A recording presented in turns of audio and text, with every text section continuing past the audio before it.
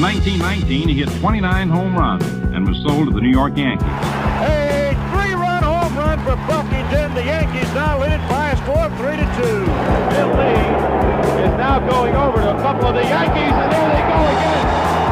Hits it to deep left. That might send the Yankees to the World Series. Varitek and A-Rod going at it. Roberts is going. Posada's throw. Roberts safe. And what can I say? Just tip my hat and call the Yankees my daddies. Welcome to Fanbase, a deep dive into the greatest rivalry in sports. This is going to be an homage to John Sterling, but I do have to say I love it when I piss John off. It's always early in the morning, right off the bat. Guns a-blazing. I missed all the email production notes this morning, by the way, ladies and gentlemen who are listening. Well, we were talking about the show, and I was like, well, we should have some audio in it. And I was pressing John to pick his favorite call from Sterling, and he just ripped me to shreds. So I'm recovering from that, and we'll move on. We also have Matt Soroyce joining us, who's a producer of this podcast, also producer of our morning show on WTIC News Talk 1080, and a lifelong Yankee fan. Good day to you, Matt. Yes, sir. Production is my thing, so I have all the production notes. Yeah, you'll take care of all the notes. Listen, I think I'm to some degree going to step back here. I think that John Sterling, who died at the age of 87, was someone that Matt ended up having a personal relationship with. And John obviously is a lifelong Yankee fan. You've been listening to him since I think back in 1989. At least that's what I read in the production notes, was when he started. I think I would just go to both of you, and I'll start with you, John. Obviously he was 87, so we knew his time might have been limited, and he had a heart attack in January.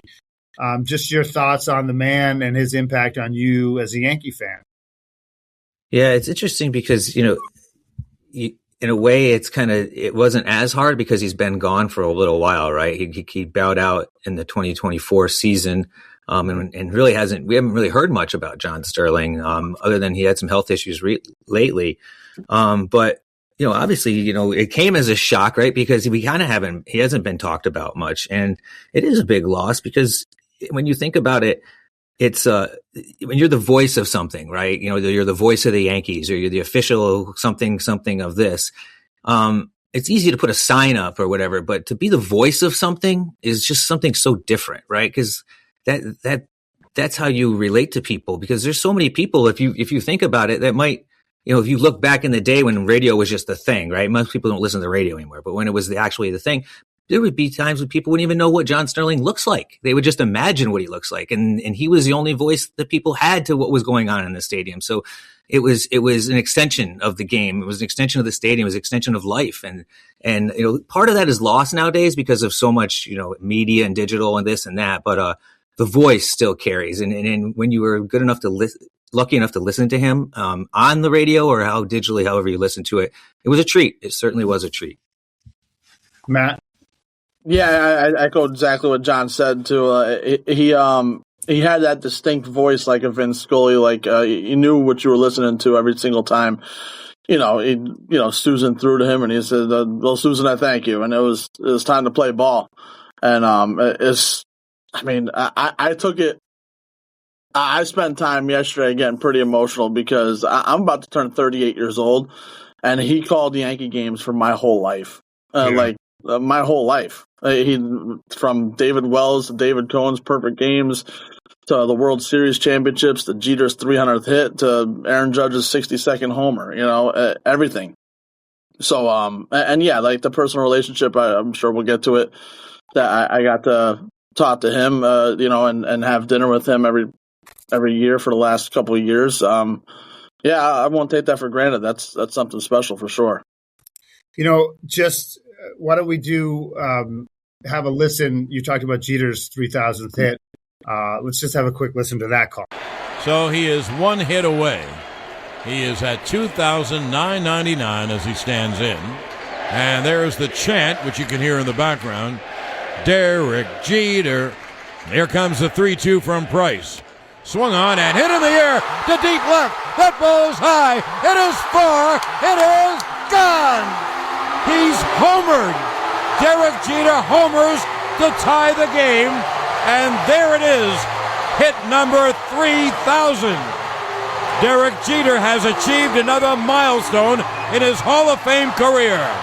15 playoff appearances, 12 All-Star games, 5 World Championships, and now the first Yankee to amass 3,000 hits. The captain, Derek Jeter. Now, for you guys, that's like a huge moment in Yankee history, right? I mean, that's like you remember exactly where you were. Would that be right, John? Oh yeah, definitely. I remember, Michael K's call. I mean, I was watching it on TV, so I don't remember the actual radio call, but I heard it a million times, and I've heard it a lot in the last 24 hours. That's for sure. Yeah. And I think, the crazy thing about that call is what Susan Waldman alluded to sitting right there, is that he cried through that whole call. And that just goes to show you, his connection to the Yankees, his connection to Derek Jeter, who said, he was lucky enough to have him call all of his big moments. So I think, he becomes part of it's like a family to him, right? And, you cry when your kid walks, you cry when your kid graduates, and you cry when Derek Jeter hits his 3,000th hit. That's what you do when you're that close to the action. Matt, why'd you pick that one?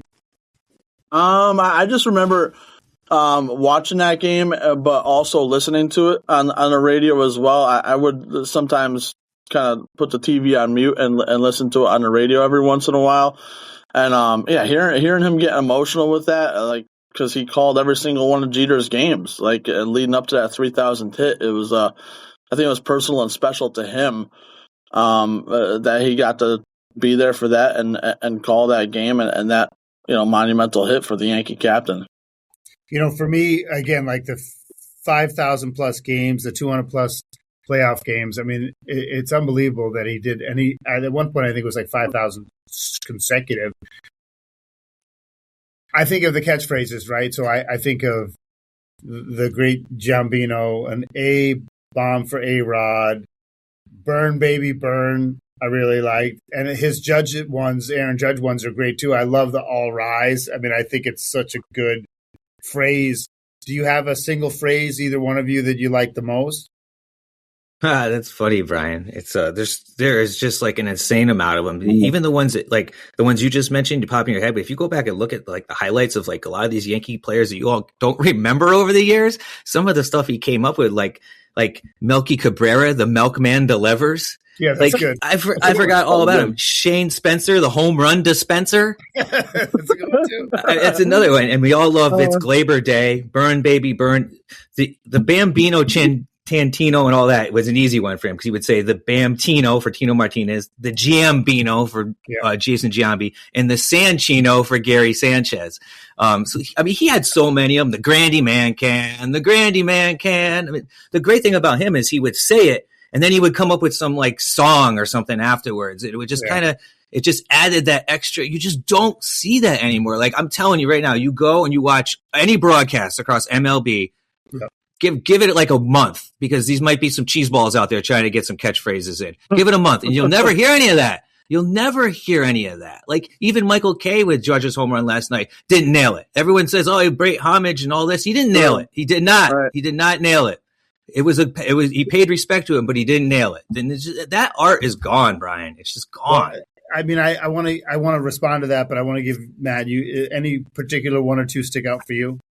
I loved his story about Austin Romine that he told. I think that even us on the podcast, when we had him back on episode 66, I think it was, he said I think Austin Romine pinch hit in that game, so he had no idea he was even going to hit a home run.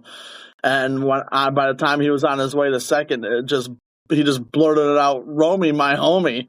It's just so funny. And he said how he obviously was on the same plane, but sat in the back of the plane, and said that Austin Romine saw it online and went back and said, "I absolutely love it. Keep using it. Whenever I do hit my next home run," type of thing.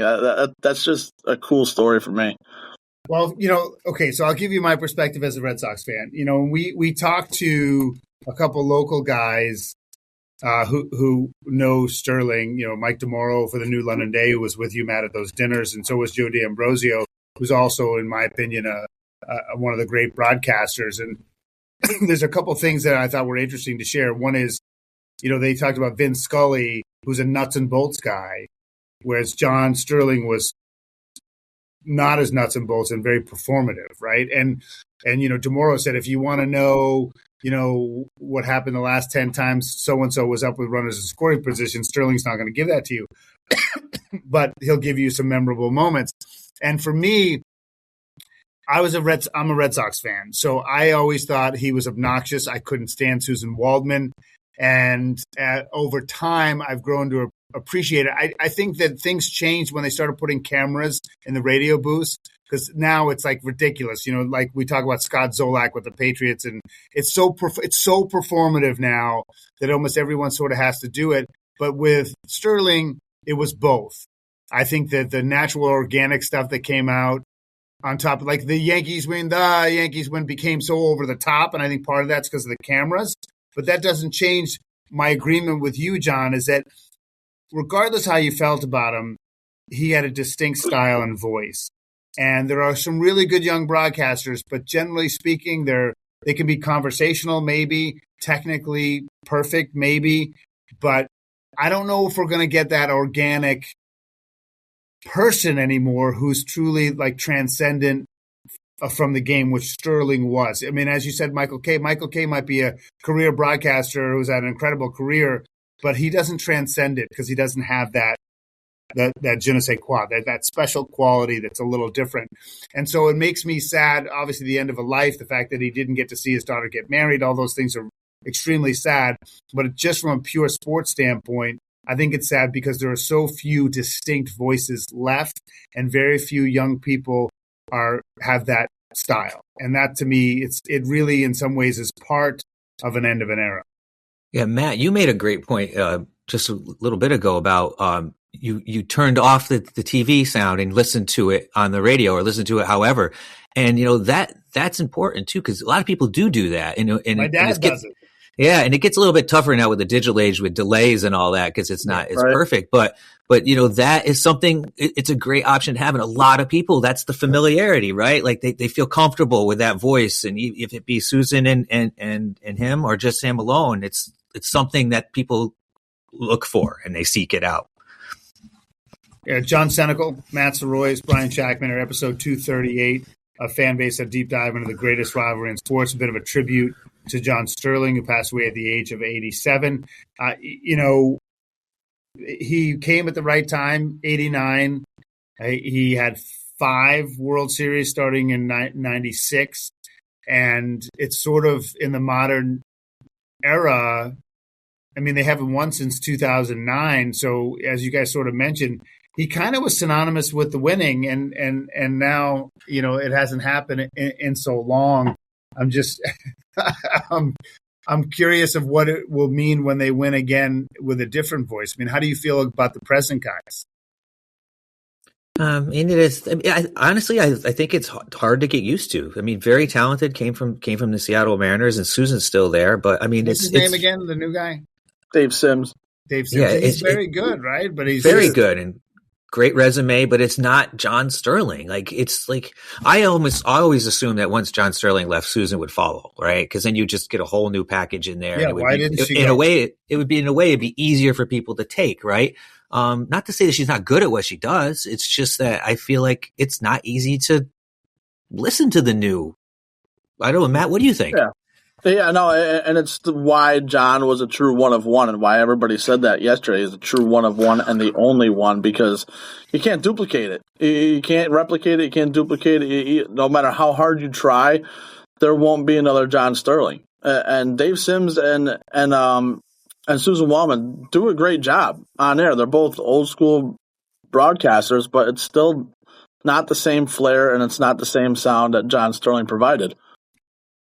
Yeah, it's a lot like not hearing Bob Shepard's voice when you go to the stadium, right. Yeah. And you heard it for years after he left. You'd hear just when Jeter came up, they'd play his name, his voice. But it's going to take time, Brian. Like anything else, it's going to take time. But for to be a public address announcer is one thing. To be an actual voice of a team that you're with for 3, 4, 5 hours in some of these games back in the day, it's a whole different ball of wax. It's going to take time. I kind of like attribute it to. I grew up, everybody stayed home sick to watch The Price is Right. and you watched, Bob Barker like for all those years, and then Drew Carey shows up, you're like, man, screw this, I'm not watching this anymore, type of deal, Well, I mean, I almost think that that's a great metaphor for, and it doesn't, I can't figure out if we're just old or it's truly like the end of things. Because you can make an argument that we're just old and we can't get used to these things, but yet our kids don't put the thermometer on the lamp so it goes up so we can stay home to watch The Price is Right. Like, our kids don't do that for anything, right? It's not like there's another reason for them that makes them, want to see some sort of daytime TV. So it is that we're old, but it also is the end of things because things are different, right? Right. And so I think that's so true. The Price is Right analogy is great. And I remember even, with my wife early in our relationship, listening so much to the radio and Joe Castiglione was more in the Vince Scully, lane than the John Sterling lane. And same with Sean McDonough, but they're both great in their own ways. But I think it's a really phenomenal point. I just want to ask John, anything else in the production notes that we missed?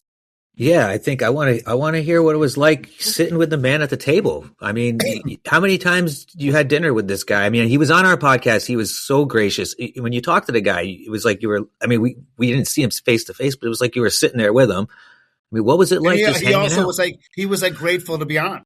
It was like he didn't have to do that at all, and it was like we were doing him a favor. It was very strange in a way, but he made us feel comfortable talking to him. I was like, all right, okay. Yeah, and that's how it was at the dinners too, over at the Capitol Grill down in Stamford with the email group I'm a part of, with Joe D and Mike DeMoro and Bob Picozzi and like a bunch of them too, like a bunch of legends in broadcasting. Explain to everyone how did this start? How did it start? Well, it started with Mike DeMoro, and he's he a told columnist. He's a columnist for the New London Day. Yeah, he ended up writing a column about how the Yankees were and how WFAN were kind of on the fence of re-signing Sterling back in 2011, I believe he said it was. And he wrote a nice piece about John Sterling. And he said like about 2 weeks later, he got a message from John saying it was the nicest thing anybody's ever written about him. And he called him back and they had a nice talk. And he said, I'm part of this, email chain. And, why don't you come down and have dinner with us? And he's like, I'd absolutely love to. And it came like a tradition like that. And he loved those dinners. He really didn't. He didn't have to be there, but he wanted to be there. He wanted to be there with us just to reminisce about old Yankee games. Like I say all the time, those couple dinners I got to go, I canceled plans with people to make sure I was there because he would bring his World Series rings and let us all try them on and take photos with them. But no, he didn't do it in a way that was like he wasn't being like a cocky prick about it. Absolutely not. Absolutely not. He was one of the most humble people I've ever met, and that's not just me saying this because he passed away yesterday. It's honest to God the truth. Like he's just an everyday humble guy. And I mean the recall that he had, even he was probably 83 or 84 last time we sat down and had dinner with him. Talking about like his days with the Atlanta Hawks. He was like, I remember like a playoff game back in like 84 or whatever, like game 3, we were down by 6 and they came back to win, like detailed everything. Like he was still there. And he did that with the Yankee games too. And the stories he had, we were just blown away. But the thing that like really made it even more special was he came to me as a 32-year-old kid at the time in this business and was like, what makes you like radio? What makes you like, he wanted to know why I got into radio and like what I loved about it and what it meant to me. And he took the time to do that with everybody at the table. And just honestly, that's why I say a true one of one. Final thought, John? No, I mean, it's a sad day. I mean, obviously for the Yankees and, time will heal all wounds as usual. I was amazed from listening to all this that he did not call Aaron Boone's walk-off in 2003, and that it was I didn't know that. It was actually Charlie Steiner because they flip-flopped extra inning games on the calls, and he got the odd one, and it was in the 11th inning when it happened. So he missed that, and that was Yankee lore. And they're saying that he made that call for Aaron afterwards and sent it to him, and Aaron says he can't find the recording, but that's going to go down in the Yankee lore that there's a mystery after the time recording that he made for him to give to Aaron Boone. So I thought that was really interesting. Among those hundreds and hundreds of stories I've read in the multiple calls, you always get time, when someone passes away to reflect and look at pictures and watch things, and it's and that's part of it, right? And that's the cool part of it. And for someone like him, we're going to have this for the rest of our lives. If we ever want, we just pop up something and listen to his call and listen to it is high, it is far, it is gone. John, because I was in Boston in 2003 waiting for the team to come home. So I was overnight at the Crap Salad Howard Johnson's. I don't think is any there anymore behind. But you weren't my photog that day, I don't think. And then we just remember because we were going to be there in case I was the morning news anchor, be there in case the Red Sox won. And then we stayed up late to see the results of the game. And then I had to be back on the air at 5 a.m. And I just remember how I think I just want to go back because you triggered that this morning, Matt, how defeated we weren't just defeated because we lost that game in that series, but how we felt we would never beat the Yankees ever. That was how. So when you talk about reflecting, to go back to that moment when it mattered, it just feels like it mattered so much more. And so John Sterling, that's his parting gift to me, I guess. It's really fun to listen to you both talk about it because, like for Matt, it is stunning that what year were you born? I was born in '88. Right, so you basically a year old when he took over, and so every conscious moment you've had as a baseball fan was from him, which is really amazing. That's it. And I appreciate that perspective. And John, obviously, most of your adult life, right? You're in high school when he took over. I was like about 14. Yeah. Yeah. So just incredible stuff. So one thing I'll say too, and I took away from John Sterling, because when I called him to have him come on back on episode 66, he said to me, he's like, call me. He's like, don't text me. He's like, because you'll be wondering why I'm not getting back to you. He's like, and it's because I do not text. So honestly, I always say to people now, ever since that day, like, call somebody. Don't text them. Call them, hear their voice. He had a flip phone, so he never texted anybody. So give somebody a call and tell them what they mean to you. Thank you, Matt. Thank you, John. You've been listening to episode 238 of Fanbase, a deep dive into the greatest rivalry in